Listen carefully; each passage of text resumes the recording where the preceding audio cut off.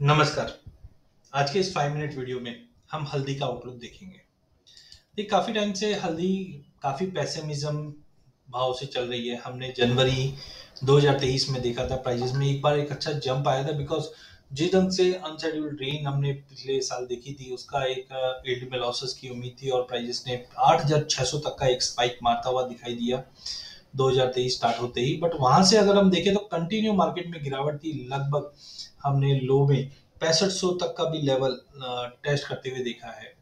जनवरी से अभी तक देखें ठीक है प्राइसेस में रिकवरी आई है बट 7% का अभी भी हम लॉसेस देख रहे हैं पिछले एक साल में 5.5%। लेकिन एक महीने के अंदर अंदर हमने 13% की बड़ी तेजी हमने हल्दी में देखी है। चार्टिकली देखें तो कहीं ना कहीं डबल बॉटम बनकर मार्केट अब रिकवर करता हुआ दिखाई दे रहा है। तो आइए देखिए क्या फंडामेंटल ऐसे कारण है जिसकी वजह से हल्दी के अंदर एक बेहतरीन अपॉर्चुनिटी बन सकती है।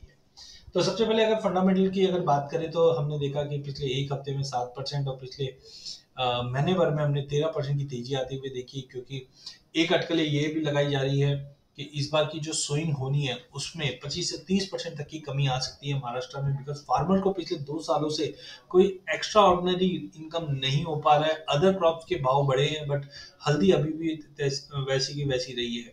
साथ में रिसेंटली हमने देखा कि जो यील्ड है उसमें आउटपुट अच्छा दिखाई दे रहा था, लेकिन जब जमीन से निकाली गई तो वहां पे यील्ड में फॉल था, खास करके मराठवाड़ा रीजन में, जिसकी वजह से भी प्राइसेस को अब सपोर्ट मिलना चालू हो चुका है। No doubt carry on stock हमारा काफी ज्यादा है, जिसके चलते कोई एक्स्ट्रा बड़ी तेजी एज ऑफ नाउ तो नहीं दिखाई दे रही। हाँ, अगर इस बार प्रोडक्शन में कमी आती है तो डेफिनेटली ये गेम चेंजर रहेगा हल्दी के लिए। सपोर्ट आंध्र प्रदेश में भी डैमेजेस रिपोर्ट हुआ, उसकी वजह से भी मिला है। खास करके गुंटूर, कृष्णा एंड एनटीआर डिस्ट्रिक्ट के अंदर जो बरसाती हुई थी इसकी वजह से स्टॉक में हमने कंसर्न्स बनते हुए देखा था। इस बार मानसून कमजोर रहने की उम्मीद है, तो हो सकता है फार्मर कुछ नए क्रॉप्स की तरफ जाते हुए देख सकते हैं, क्योंकि एलिनो बताया जा रहा है कि जुलाई अगस्त के अंदर रहेगा, जिसकी वजह से सभी क्रॉप पे हम देखेंगे यील्ड में कंफर्म कहीं ना कहीं इम्पैक्ट पड़ता हुआ दिखाई दे सकता है। माना ये भी जा रहा है कम भाव के चलते फार्मर्स भी दूसरे क्रॉप पे शिफ्ट होते हुए दिखाई देंगे।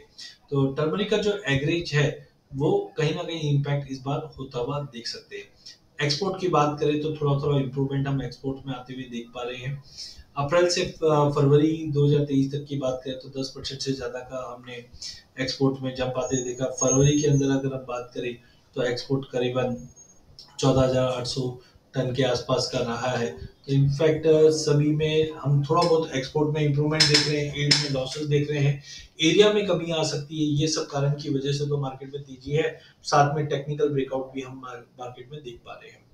तो अब हम देखते हैं सीजनलिटी कैसी दिखा रही है। तो सीजनलिटी में देखिए अभी हार्वेस्टिंग जस्ट कंप्लीट हुई है, सप्लाई अच्छी रहती है, बट सप्लाई अच्छी रहने के बावजूद हमने प्राइसेस में जो तेजी देख रहे हैं इसका मतलब कहीं ना कहीं जो एक्सपेक्टेशंस है सप्लाई की उसमें कमी आने की उम्मीद है, जिसके चलते प्राइसेस को एक अच्छा खासा सपोर्ट मिला है। सीजनलिटी में मई मंथ हमेशा तेजी का रहा है, यहाँ पे हम एक रिकवरी देखते हैं क्योंकि सोइंग से पहले का मंथ है और भाव नीचे होने की वजह से सोइंग में इस बार हमको लग रहा है कि कुछ ड्रॉप देखने मिल सकता है जो प्राइसेस को सपोर्ट दे पाएगा। लेकिन जून वापस गिरावट रह सकता है बिकॉज स्विंग के आंकड़े इंपॉर्टेंटली रहेंगे। तो टाइमिंग मार्केट के अंदर एक जंप आता हुआ दिखाई दे रहा है, सीजनैलिटी भी इसको सपोर्ट कर रही है।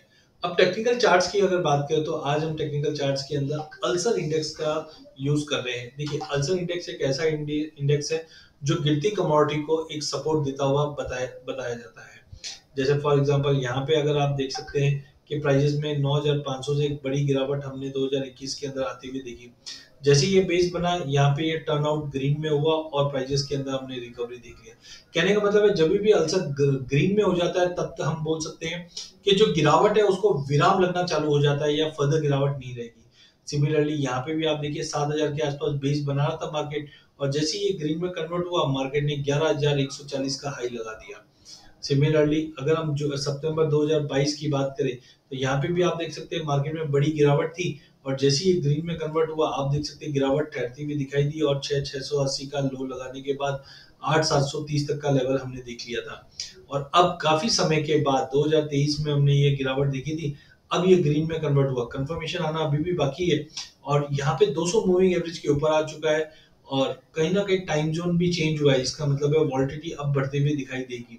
तो प्राइजेस 200 मूविंग एवरेज के ऊपर की क्लोजिंग दे रही है, ब्रेकआउट आता हुआ दिखाई दे रहा है। इमीडिएट टारगेट तो 8100 का है, बट हो सकता है प्राइजेस आगे जाकर कहीं ना कहीं 61.8% का जो रिट्रेसमेंट है वो 8850 तक का लेवल है, वहां तक का भी एक जंप आ सकता है, बिकॉज स्विंग का टाइम अब नजदीक आ रहा है और उम्मीद है स्विंग में इस बार ड्रॉप रहेगा। तो प्राइजेस 200 मूविंग एवरेज के ऊपर आने से एक पॉजिटिव ट्रिगर बनता है, और अल्सर भी हमें बताता है कि मार्केट में ट्रेंड पॉजिटिव। तो इसी के साथ 78-7850 के करीब आप लेके चलिए।